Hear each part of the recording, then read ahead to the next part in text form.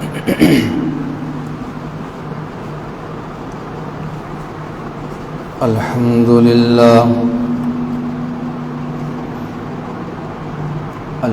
لله نحمده ونستعينه ونستغفره ونؤمن به ونتوكل عليه ونعوذ بالله من شرور أنفسنا ومن سيئات أعمالنا من يهده الله فلا مضل له ومن يضلله فلا هادي له ونشهد أن لا إله إلا الله وحده لا شريك له ونشهد أن سيدنا ومولانا محمدا عبده ورسوله أما بعد فأعوذ بالله من الشيطان الرجيم بسم الله الرحمن الرحيم إلا تنصروه فقد نصره الله إذ أخرجه الذين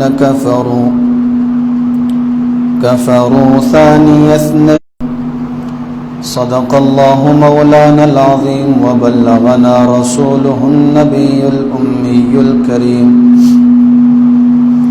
ونحن على ذلك لمن الشاهدين والشاكرين والحمد لله رب العالمين اللهم صل على محمد في أول كلامنا وصل على محمد في أوسط كلامنا وصل على محمد في آخر كلامنا اللهم صل على جسد محمد في الأجساد وصل على روح محمد في الأرواح وصل على بلد محمد في البلاد وصل على روضة محمد في الرياض وصل على قبر محمد في القبور بلند آواز سے درود پاک پڑھ لیں اللهم صل على محمد وعلى آل محمد كما صليت على إبراهيم وعلى آل إبراهيم إنك حميد مجيد اللهم بارك على محمد وعلى آل محمد كما باركت على إبراهيم وعلى آل إبراهيم إنك حميد مجيد يا رب صل وسلم دائما أبدا على حبيبك خير الخلق كلهم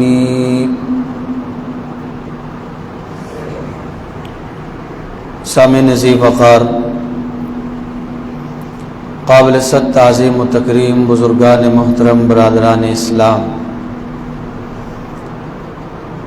10واں پارہ سورہ توبہ کی آیت کا ایک مختصر سا حصہ آپ کے سامنے تلاوت کیا ہے اس کی روشنی میں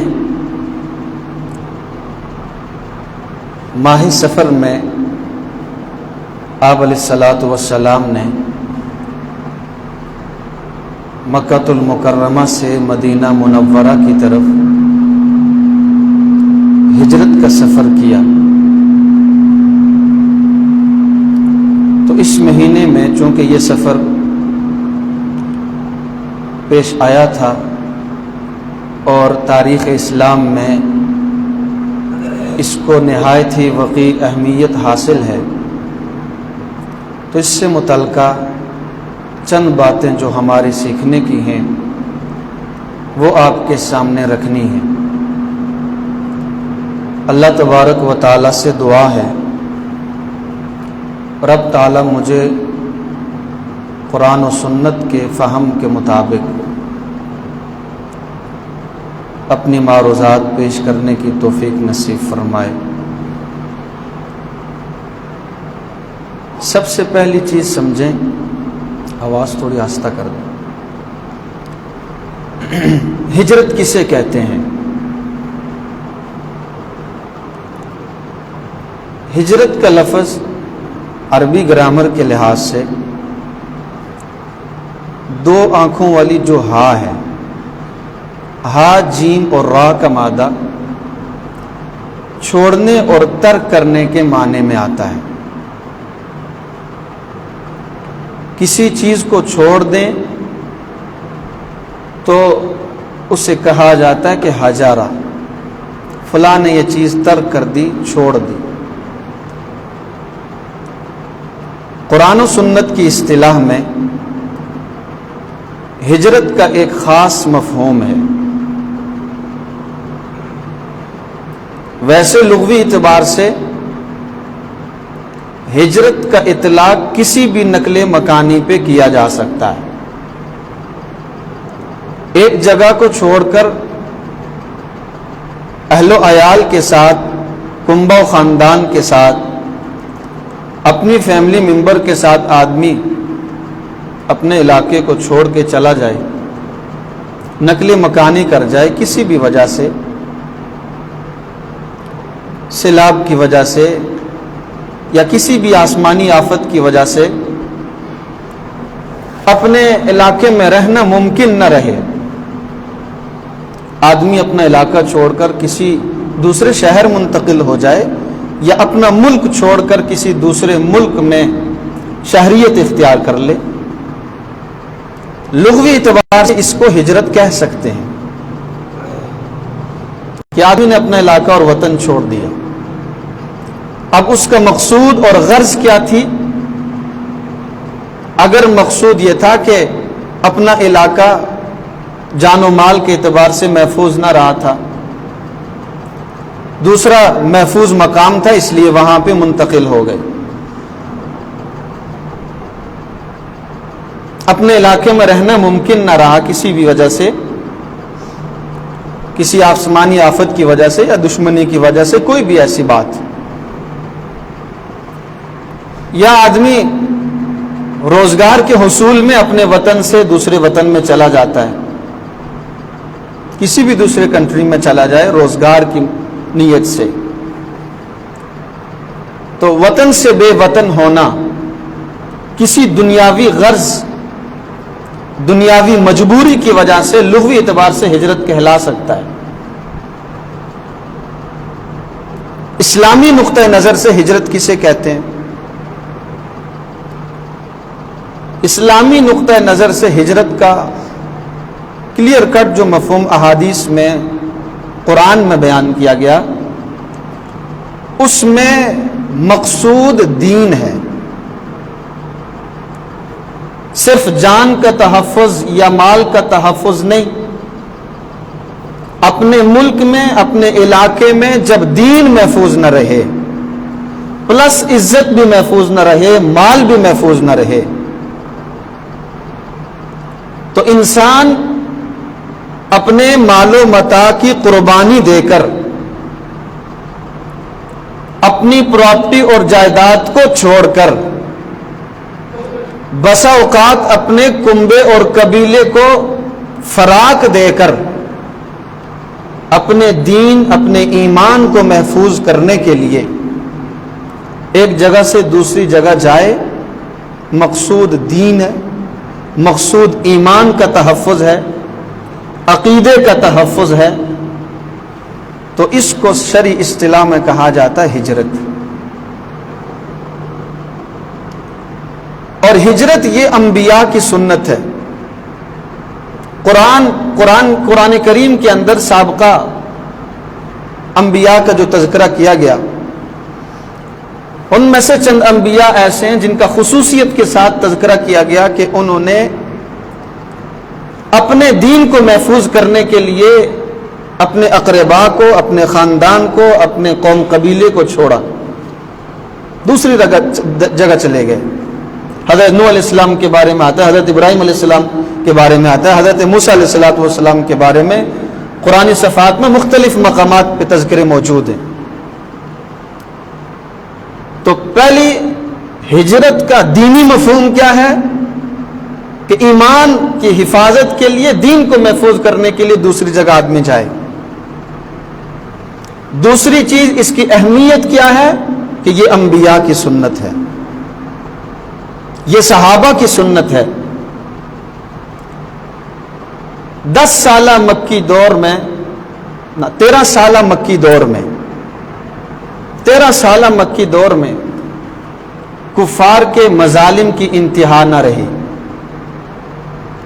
اسلام قبول کرنے والوں کے لیے مکہ میں رہنا یعنی اپنی جان کو ہتھیلی میں رکھنے کے مترادف تھا۔ جان محفوظ نہیں تھی،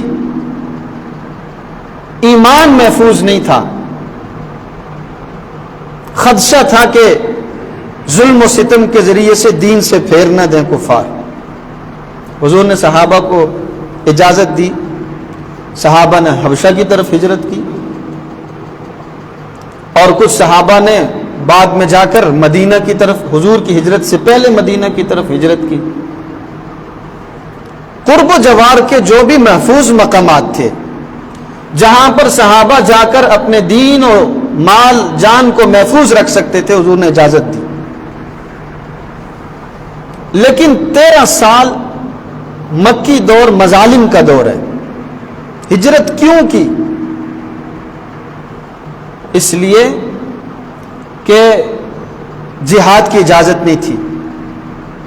کافر اگر مارتے ہیں، مسلمانوں کو حکم یہ تھا کہ برداشت کرنا ہے، گالی کا جواب گالی سے نہیں دے سکتے، تلوار کا جواب تلوار سے نہیں دے سکتے، دلائل کے ساتھ آپ اپنا موقف پیش کیجئے، کردار کے ساتھ اپنی تبلیغ پیش کیجئے، اپنے دین کا مفہوم مثبت انداز سے لوگوں کے سامنے رکھیے کہ دین اسلام کی کیا تعلیمات ہیں۔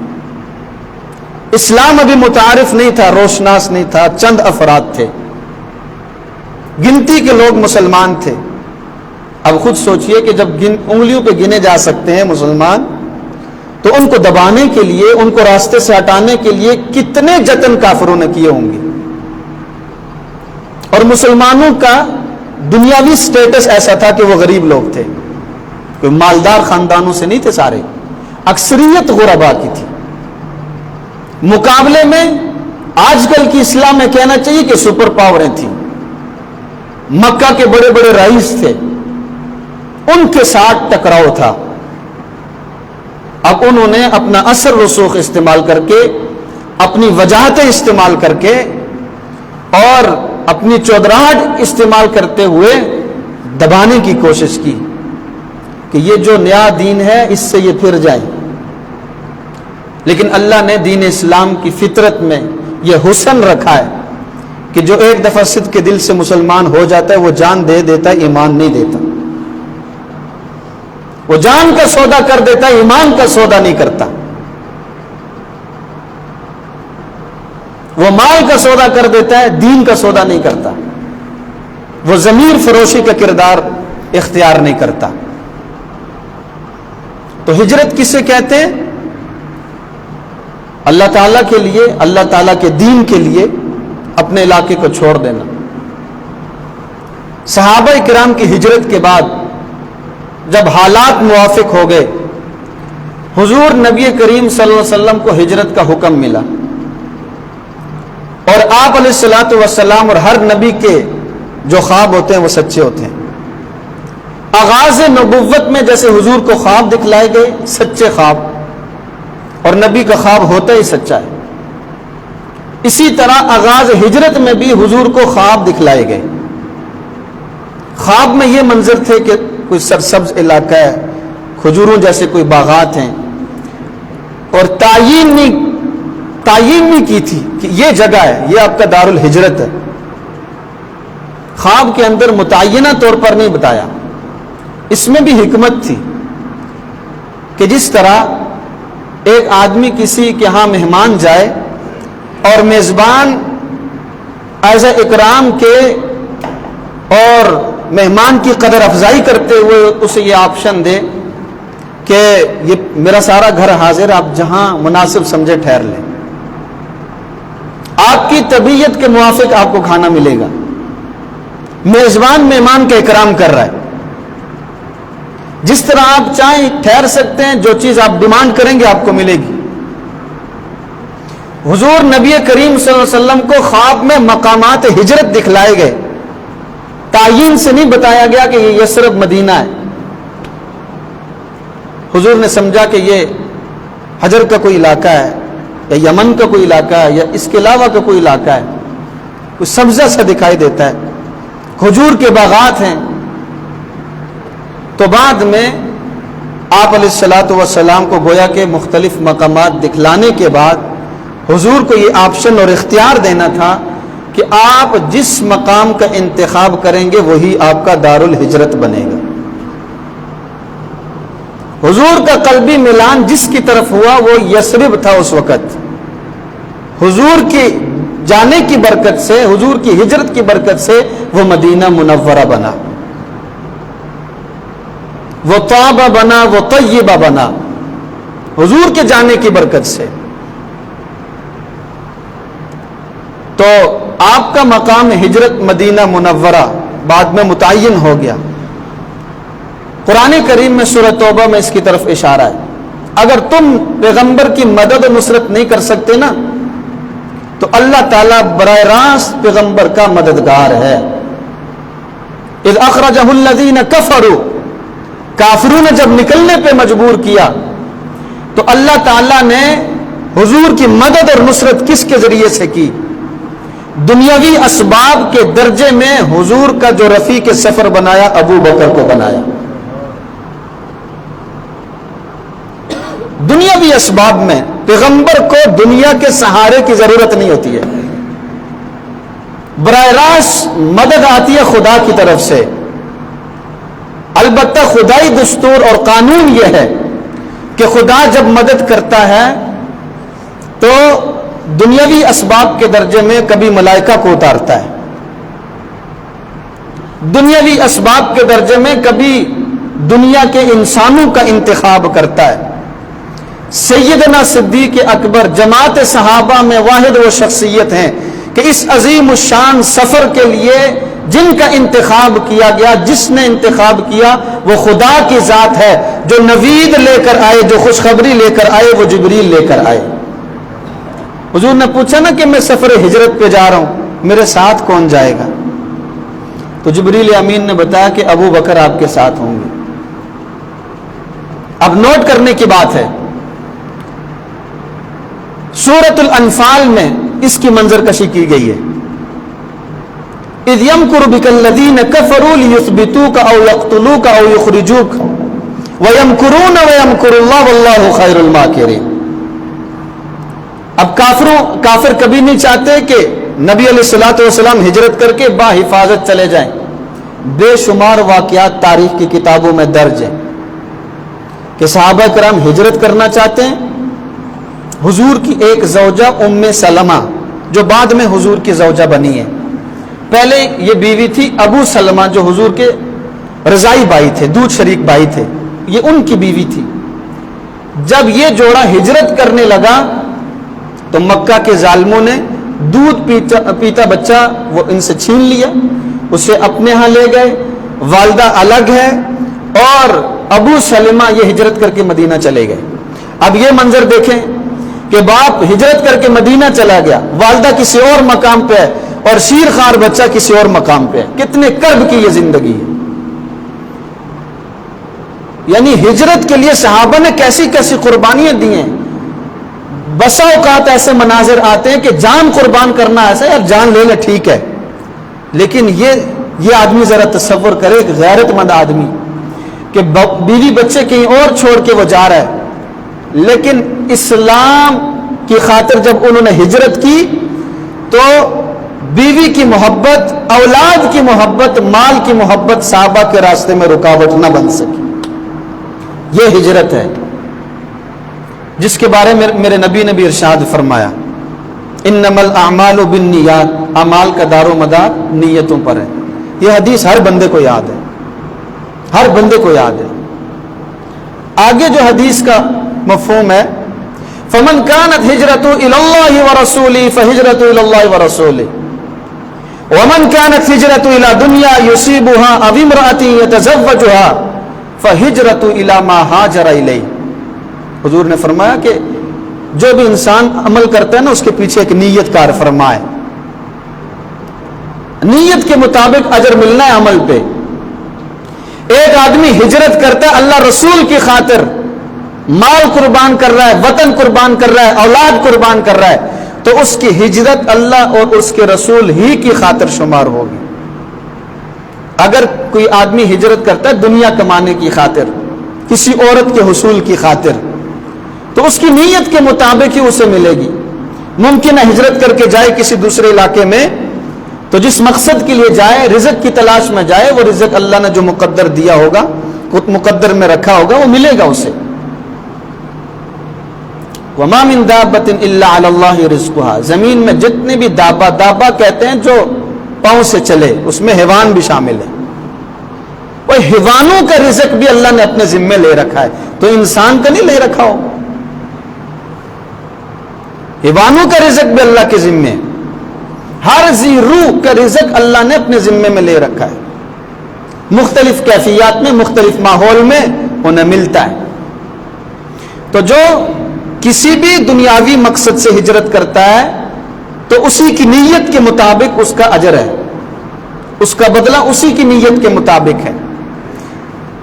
تو جس ہجرت پر اجر و ثواب کا دار و مدار ہے وہ ہجرت الی اللہ والرسول ہے، اللہ اور اس کے رسول کی خاطر. اللہ اور اس کے رسول کی خاطر بیوی بچوں اپنے علاقے کو چھوڑ کے دوسری جگہ جانا. اور اللہ نے 5ویں پارے میں سورہ نساء میں یہ بات ارشاد فرمائی ہے، وَمَن يُهَاجِرْ فِي سَبِيلِ اللَّهِ يَجِدْ فِي الْأَرْضِ مُرَاغَمًا كَثِيرًا، کہ جو آدمی اللہ اور اس کے رسول کی طرف ہجرت کرے گا نا، اللہ اور اس کے رسول کی خاطر اپنا علاقہ چھوڑے گا، تو اللہ فرماتے ہیں ہم اس کے لیے وسیع اسباب مہیا کریں گے ہر اعتبار سے. مقصد کیا ہوگا کہ مجھے دین ملے، مقصد کیا ہے کہ میرا ایمان محفوظ ہو. تو اللہ نے فرمایا پھر اس سے زمین میں وسعتیں نظر آئیں گی، رزق کے اسباب اللہ اسے مہیا کریں گے. وَمَن يَخْرُجْ مِن بَيْتِهِ مُهَاجِرًا إِلَى اللَّهِ وَرَسُولِهِ ثُمَّ يُدْرِكْهُ الْمَوْتُ فَقَدْ وَقَعَ أَجْرُهُ عَلَى اللَّهِ، جو اللہ اور اس کے رسول کی خاطر ہجرت کرتا ہے پھر ہجرت کے سفر میں موت آ جاتی ہے.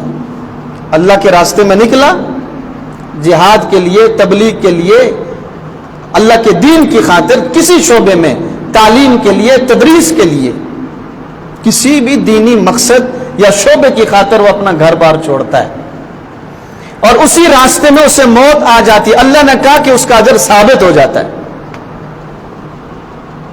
اس کا اجر خدا کے ذمہ ہے کہ اللہ اسے ضرور بدلہ دیں گے. اور کیا بدلہ دیں گے؟ قرآن میں 20 آیات موجود ہیں ہجرت کے عنوان پر. اولئک یرجون رحمت اللہ، جو اللہ اور اس کے راستے کے لیے ہجرت کرتے ہیں وہ اللہ کی رحمت کے حقدار بنتے ہیں. جو اللہ کی خاطر اپنے گھر بار کو چھوڑتے ہیں، اللہ نے کہا ہم انہیں ایسے باغات دیں گے جن کے نیچے سے نہریں بہتی ہوں. یہ قرآن کی اصطلاح ہے.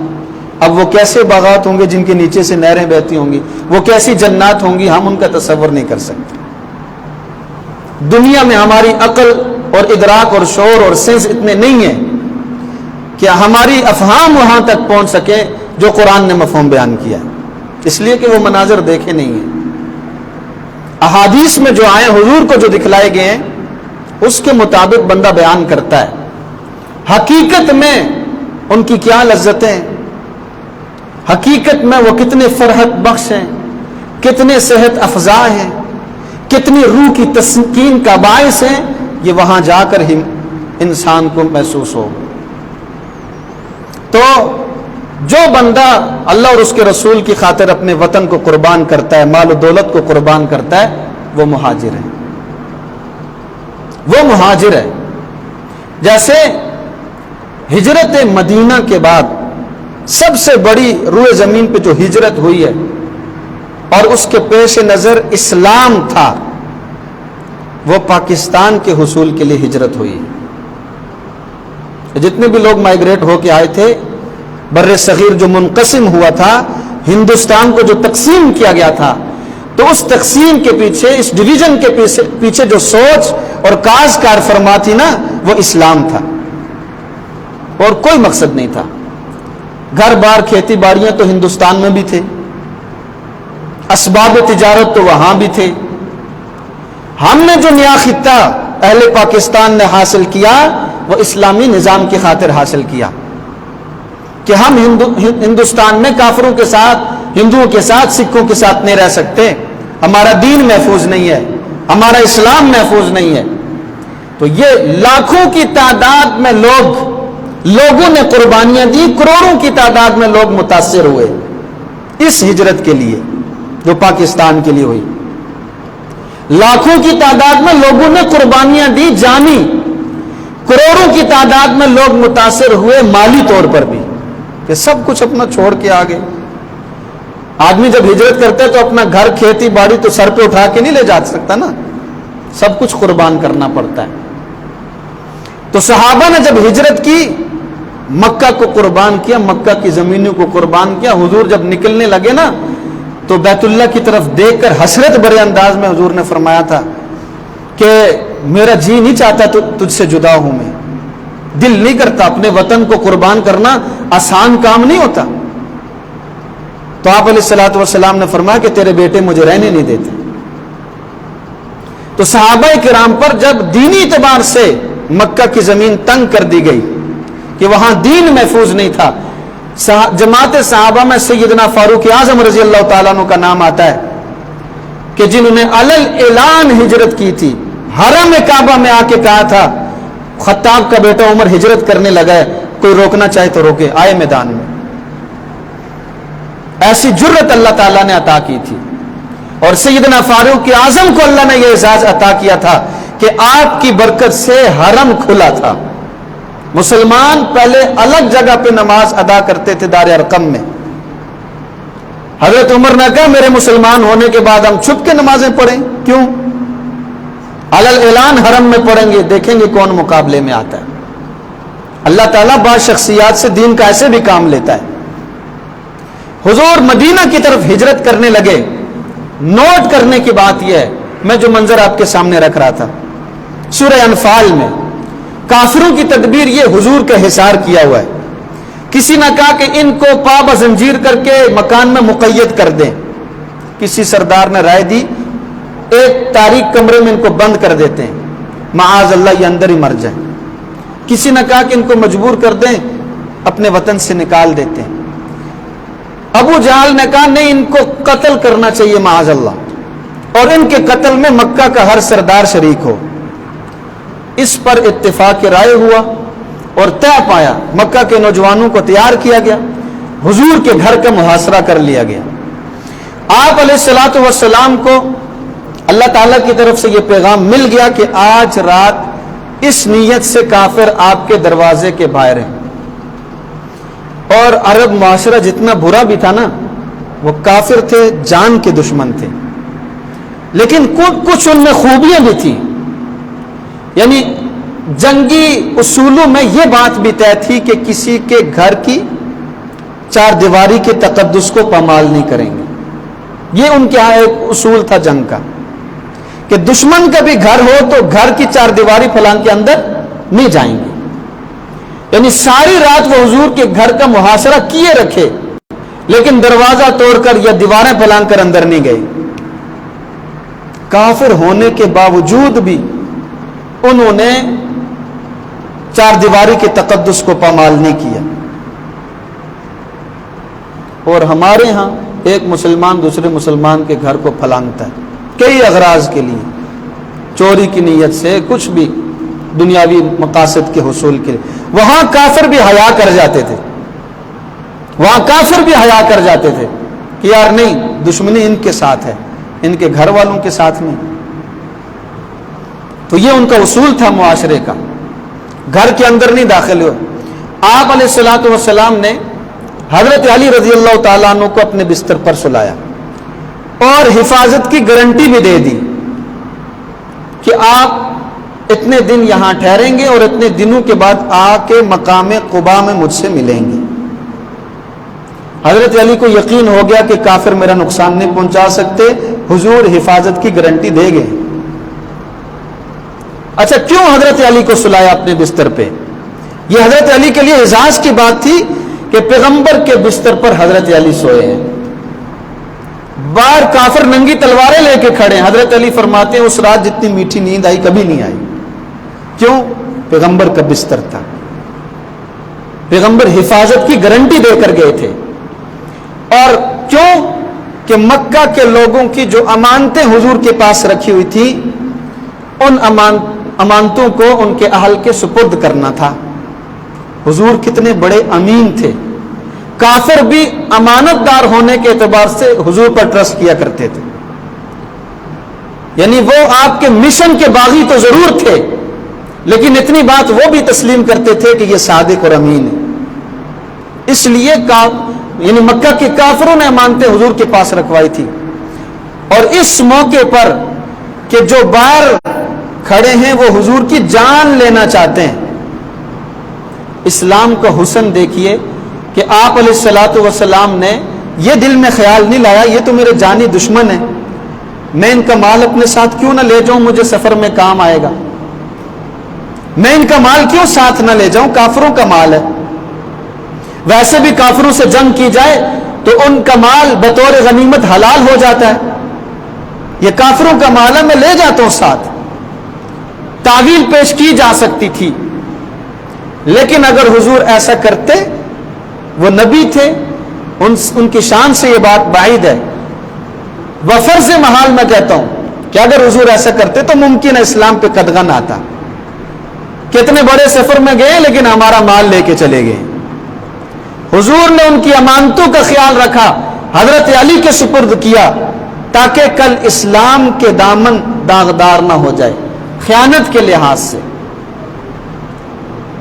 اب سوچنے کی بات یہ ہے کہ آپ علیہ الصلوۃ والسلام ہجرت کر کے جا رہے ہیں، کافروں کا مال ہے، کسی تعویل سے حلال ہو سکتا ہے، لیکن آپ علیہ الصلوۃ والسلام نے اپنی جان کو ہتھیلی پہ رکھتے ہوئے کافروں کے سامنے سے گزر کے گئے، اپنا مال حضرت علی کے سپرد کر کے گئے تاکہ کافروں کو پتہ چلے کہ جن کو تم اپنا جانی دشمن سمجھتے ہو، جس اسلام کے بارے میں تمہارے تحفظات ہیں، وہ اسلام تمہاری جان اور مال کا کتنا بڑا محافظ ہے،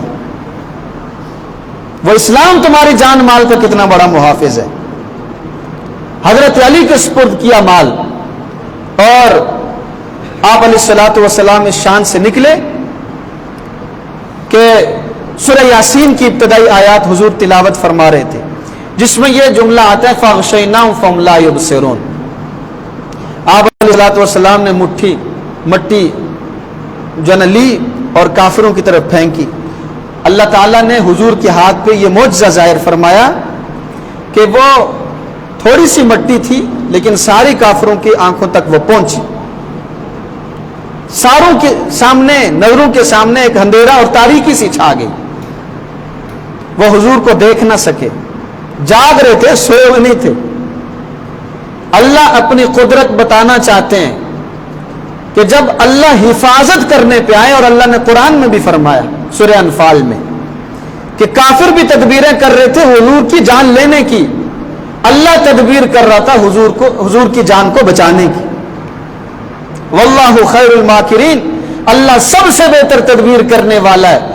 جب ساری دنیا جان کی دشمن بن جائے پھر اللہ اس جان کو تحفظ فراہم کر کے دکھاتا ہے، اللہ جان بچا کے دکھاتا ہے کہ سارا دشمن ہو جائے، قبیلہ دشمن ہو جائے، اہل علاقہ دشمن ہو جائے، سارے مخالف بن جائیں، ایک آدمی اللہ کی ذات پہ توکل اور بھروسہ جب کامل طور پر کر لیتا ہے پھر اللہ اس کا یوں محافظ بنتا ہے کہ بازار نکلنے کی کوئی صورت نہیں ہے، بازار بچنے کا کوئی امکان نہیں ہے، باہر سارے کھڑے ہیں، انتظار میں کھڑے ہیں، جان لینے کے لیے کھڑے ہیں اور انعام کی لالچ میں کھڑے ہیں کہ انعام ہمیں ملے گا۔